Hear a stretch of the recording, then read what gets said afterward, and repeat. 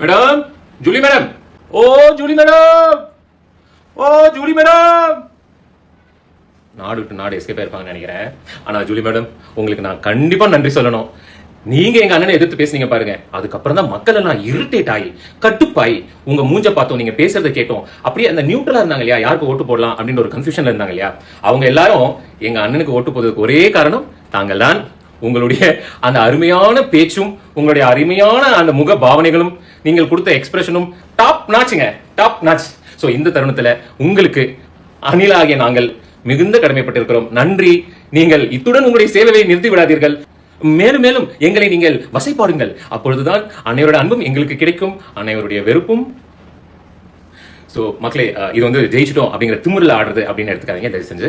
ஏன்னா ஒரு 2 மாசத்துக்கான ஒரு ஸ்ட்ரெஸ் அண்ட் வலி அண்ட் டிப்ரெஷன் இது எல்லாமே வந்து ஒரு மாதிரி உள்ள போட்டு அடைச்சு வச்சு ஒரு கட்டத்துக்கு மேல இவங்களை இக்னோர் பண்ணிடணும் அப்படின்னு நினைச்சதுக்கு அப்புறம் ரொம்ப பர்சனல் அட்டாக், எந்த ஒரு விஷயத்திலுமே லைஃப்ல ஒரு பர்சனல் அட்டாக் அப்படிங்கிறது ஒரு ரொம்ப டீசெண்டா இருக்கணும்.